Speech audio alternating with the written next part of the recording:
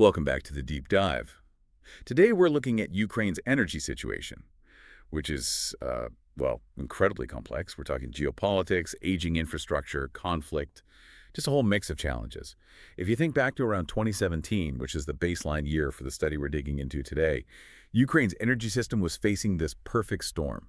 Huge reliance on imported fuel, old nuclear plants, and trying to rebuild an economy all at once. Yeah, it really does seem like an impossible knot to untangle. How do you break free from all that and build a secure energy future? Exactly, and that's why this particular document is so, well, so important. Right. We're diving into a really detailed research paper. It's titled Role of Storage Technologies for the Transition to a 100% Renewable Energy System in Ukraine. And just a quick note for you, the listener, this is an older paper. It came out in 2017, so obviously things have changed on the ground since then.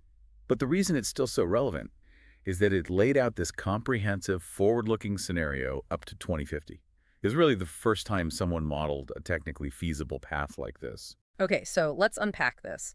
Our mission here is to really understand how this study modeled that pathway. How could Ukraine actually get to a 100% renewable, fully independent power system by 2050? And crucially, what role did different types of energy storage play? Because that's key to making it stable and, maybe surprisingly, affordable. Yeah, the storage piece is fascinating. So let's start with those big challenges the study was grappling with. Back around 2015, there was massive energy dependency. They were importing, 60 terawatt hours of gas from Russia? That's right, although they were also getting about 100 TWh from the EU by then. So, the reliance was shifting a bit, but it was still a huge geopolitical lever. And it wasn't just gas, was it? Coal was a huge factor, too. Oh, absolutely. Coal made up about 40% of their primary energy supply and around 30% of electricity generation. And the really tricky part was that a lot of that coal was being sourced from conflict zones within Ukraine itself. Which just completely undermines your energy security, right? Yeah. Relying on unstable regions for power. Exactly. It's a fundamental weakness. And then there's the nuclear situation. Over half their electricity was nuclear. Yeah, over 50%. From 15 reactors, most of them pretty old, frankly, posing a significant safety risk. Plus the fuel, the servicing, a lot of that was dependent on Russia, too. So it's like a triple threat. You've got the geopolitical risk with gas, the supply risk with coal from conflict zones, and then this safety and dependency issue with nuclear. Wow. It really sets the stage. And it makes their climate commitments particularly interesting when you look at them in that context. Right. They ratified the Paris Agreement. And the goal was not to exceed 60% of 1990 greenhouse gas emission levels by 2030. Correct. But here's the kicker. Ukraine had already reached 37% of 1990 levels by 2014. Already. How? Well, not really through targeted climate policy. It was mostly due to the massive economic downturn after the Soviet Union collapsed. GDP went down, so emissions went down. Okay, so that leads to a kind of paradox, doesn't it?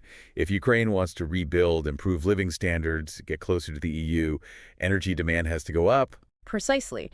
And if that growth is fueled by the old ways, emissions will shoot back up. The only way to square that circle, economic growth and lower emissions, is if the reconstruction is powered almost entirely by clean domestic energy. Which is exactly what this study argues, that much deeper cuts than their official target were actually realistic if they went all in on renewables and efficiency. That's the core argument. It requires a really dynamic national plan. Okay, so how did they prove this wasn't just wishful thinking? What was the method behind the study? They use something called the LUT energy system model. You can think of it as a really powerful optimization tool. Okay. It uses linear programming, basically running tons of scenarios to find the absolute cheapest way to meet the country's energy needs hour by hour across the whole year. So it's minimizing the total annual cost of the entire system. Exactly. It looks at everything, building plants, fuel, operations, carbon costs, and finds the least cost pathway modeled in 5-year steps all the way out to 2050. It's driven by economics first. That's really important. It's not just an environmental target. It's aiming for the most cost-effective solution. But what rules did they put in place? You can't just flip a switch overnight. No, definitely not. They set some pretty strict constraints to make the transition realistic. First, a big one. After 2015, no building of new nuclear plants or traditional fossil fuel plants. No new coal or gas? Well, there was one small exception. Highly efficient gas turbines were allowed, but only if they ran on sustainably produced synthetic natural gas or methane. Basically, green gas made from excess renewables. Okay, so effectively phasing out conventional fossil fuels. What else? Second, They capped the growth rate for new renewable energy capacity. You couldn't add more than 20% new capacity in any 5-year period. Why cap it? To avoid destabilizing the system too quickly or creating bottlenecks, it forces a more orderly, manageable build-out, phased transition. Makes sense. Now, you mentioned efficiency earlier. What scale of improvement were they assuming? Because the old Soviet-era system was notoriously inefficient, right? Oh, staggeringly inefficient. It's actually shocking when you see the numbers. Like in 2015, the baseline year, existing thermal power plants, coal and gas, had an average availability factor of just 20%. Wait, only 20%, meaning they were only actually ready to produce power one-fifth of the time? Pretty much. It's incredibly low. Nuclear wasn't great either, only around 70% availability. The model assumed that as new, modern capacity came online and management improved, availability would shoot To what level? up towards 95% for the thermal equivalents running on green gas, and 85% for nuclear before it eventually phases out. And they also modeled grid improvements, assuming transmission and distribution losses would drop from about 11% down to the EU average of 4.5% by 2050. Just fixing those inefficiencies must save a huge amount of energy and money. Absolutely. It's like finding free energy just by plugging the leaks in the system. Okay, so factoring in those efficiency gains, the falling cost of renewables, this leads us to maybe the most startling finding of the whole paper. Yeah, this is the headline result, really. The study found that transitioning to a 100% renewable energy system wasn't just technically feasible, it was projected to be the least cost solution for Ukraine. Cheaper than sticking with the old system or a mix. Cheaper. Independence becomes the most economical option, according to their model. They looked at the levelized cost of electricity, or the LCOE. Right, the total cost per megawatt hour over a plant's lifetime. Exactly. And it was projected to fall from about 82 euros per megawatt hour electric in 2015 down to 60 euros in 2050 in the 100% renewable scenario. So electricity actually gets cheaper overall. That's the projection, Right. and potentially even lower beyond 2050, down towards 54 euros. It's driven mainly by eliminating fossil fuel costs, cutting carbon emissions costs, and slashing those operational inefficiencies we just talked about. That's incredible. A more secure, cleaner system that's also projected to be cheaper. So what does the power generation mix actually look like in this 2050 scenario? The transition happens in stages. The model shows that the early years, up to around 2020, focused heavily on those efficiency gains we mentioned, plus a quick start on building out wind power. Wind first. Yeah, wind develops relatively quickly. Then, from about 2030 onwards, solar PV and also power from biomass really start to accelerate, taking over as the old fossil fuel and nuclear plants retire. Until eventually. Until eventually, by 2050, the system hits 100% renewable generation. The switch is complete. And what are the main sources in that final 2050 mix? Solar PV becomes the biggest player, providing about 40% of the total electricity generated across the year. 40% solar. Wow. Followed closely by wind power at around 34%. So Yeah. between them, wind and solar are providing almost 3/4 of all electricity. Okay, wait. 74% from intermittent sources like wind and solar? That sounds challenging. How does the grid stay stable? Especially, in winter when the sun isn't shining much? That's where the detailed modeling comes in. They found a really important natural synergy, a seasonal complementarity. Generally, wind resource tends to be stronger in the winter months when solar output is lower, and vice versa in the summer. So they balance each other out to some extent. To a significant extent, yes. And the rest of the generation comes from dispatchable sources like hydropower and steady power from biomass and waste-to-energy plants. And even with that high solar and wind share, did they factor in energy being wasted sometimes? Like curtailment? They did. Curtailment, when you have to discard excess renewable energy because there's no demand or storage for it, is factored in. But even in the 2050 high renewable scenario, the total curtailment losses were kept quite low, less than 4% of potential generation. Which brings us right to the core theme of this paper. Storage.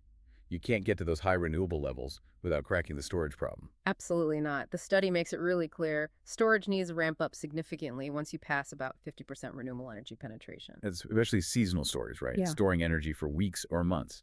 Exactly. The need for that longer duration seasonal storage becomes critical once you get past roughly 80% renewables. Okay, so this study identified three main types of storage, three pillars to make this whole system work. What were they? Right. 3 key technologies handling different timescales. First, you've got pumped hydro storage, or PHS. This is the established tech. Pumping water uphill, letting it flow down later. Yep. PHS handles a lot of the storage needs in the earlier phases of the transition, say from 2015 up to 2025. The model called for about 9 gigawatt hours electric of total PHS capacity. Okay, pillar one, pumped hydro for the early to midterm needs. What's pillar two? Pillar 2 is batteries, lithium-ion most likely based on the 2017 cost assumptions. Batteries really start to become significant from 2030 onwards as solar PV ramps up. And they handle the shorter term stuff. Exactly. They're crucial for daily cycling, storing excess solar power generated during the day to meet the peak demand in the evening, that kind of thing. The total battery capacity needed by 2050 was modeled up to around 139 gigawatt. So pumped hydro for medium term, batteries for daily cycles. Yeah. But that still leaves the big problem. Yeah. How do you store energy from, say, sunny July to use in dark, cold January? That's the job of Pillar 3. Power to gas, PTG, coupled with gas storage. This is the key to long-term seasonal storage in their model. Power to gas, how does that work? Basically, when you have lots of excess renewable electricity, maybe on a sunny, windy day in summer when demand is low, you use that electricity to run electrolyzers, splitting water to make hydrogen. Then you combine that hydrogen with carbon dioxide to create synthetic methane gas. So you turn electricity into methane gas. Essentially, yes, renewable methane. And the huge advantage is you can then store that methane in existing natural gas infrastructure pipelines, underground caverns for long periods. Leveraging existing assets. Precisely. The model shows PDG starting to produce significant amounts of gas around 2035 when renewables hit about 86% of generation. And the total seasonal gas storage required gets quite large, up to nearly 19,000 GWTs worth of gas by 2050. And then you just burn that synthetic methane in power plants during winter. You use it in those highly efficient gas turbines we mentioned earlier, the gas-to-power process during periods of low wind and solar output, like extended calm, cloudy spells in winter. It provides that essential long-duration backup. Okay, that makes sense. But building and operating all this storage, the batteries, the PTG plants, it must add cost, right? It definitely does. The study looked at the levelized cost of storage, or LCOS. Similar idea to LCOE, but for storage. And what did it find? It found that the cost of storage becomes an increasingly significant part of the total electricity cost as you get to higher renewable shares. It goes from about 10% of the total LCOE in 2035 up to maybe 20% by 2050. The 1/5 of your electricity bill in 2050 could just be paying for storage. Potentially based on their 2017 assumptions. However, they do note that future developments, especially integrating electric vehicles and using their batteries for vehicle-to-grid V2G services, could potentially bring that storage cost down quite a bit. Right, using EV batteries as a distributed storage network. Yeah. Interesting. Okay, stepping back from the pure costs and technicals, what are the bigger picture benefits for Ukraine that this transition offers, according to the study? Well, beyond the cost savings, the study highlights 4 really major non-cost advantages, huge strategic gains. Okay, what are they? First, obviously, a massive increase in energy security. Relying entirely on domestic renewable resources breaks that geopolitical dependency. Second, eliminating those huge inefficiencies we talked about by retiring the old low availability plants. Better use of resources. Third, the potential to reduce corruption and entrenched lobbyism that was often associated with the old fossil fuel and nuclear sectors. A more distributed renewable system can be more transparent. And fourth, the transition is gradual. Phasing out old plants as they reach end of life means you avoid massive stranded assets and sudden economic shocks. That gradual phase out is important. And they had that specific example, didn't they? Yeah. About Chernobyl. Yeah, it's a powerful symbol. They mentioned plans, even back then, to potentially build a large 1 gigawatt solar PV project within the Chernobyl exclusion zone, kind of turning this site of disaster into a source of clean energy. A really potent image. Okay, so the benefits are clear. The technical path is modeled. What did the study say about actually making this happen? What are the barriers for policymakers? The main barriers identified weren't primarily technical. The roadmap exists. The big hurdles were seen as financial and political, specifically the very high upfront capital investment needed. Building all those wind farms, solar plants, storage. It costs a lot initially, even if it saves money long term. Exactly. And that large upfront cost makes potential investors very sensitive to uncertainty and political risk. They need stability to commit that kind of capital. So what policy recommendations did the study make to overcome that? How do you create the right investment climate? The number one recommendation was the need for predictable and stable energy policies, maintained consistently over long periods.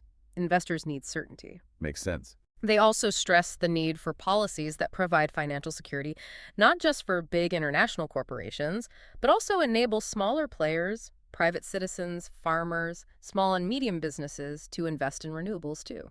Democratize the investment. How did they suggest achieving that? They actually made a very specific suggestion, implementing a feed-in tariff system modeled specifically on the successful German feed-in tariff law from the year 2000. Rather than just large auctions or tenders. Yes, they explicitly advised against relying solely on competitive tendering, arguing it tends to favor large incumbents and create monopolies or oligopolies, shutting out wider participation.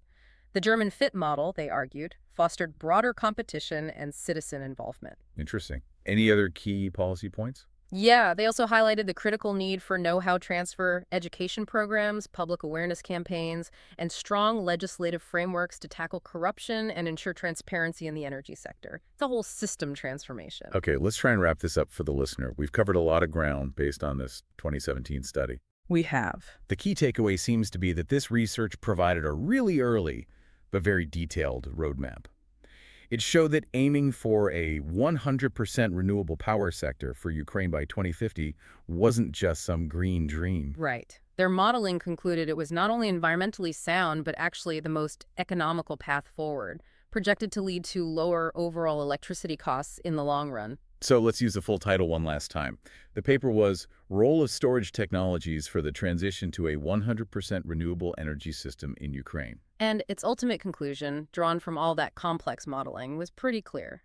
The only truly sustainable solution, economically, environmentally, securely, involves rapidly boosting energy efficiency and decisively shifting to domestic renewable energy sources, critically enabled by storage. And doing that, the study suggested, could actually move Ukraine from a position of energy vulnerability to being potentially at the forefront of climate action in Europe. A complete turnaround. It really leaves you with a powerful thought, doesn't it?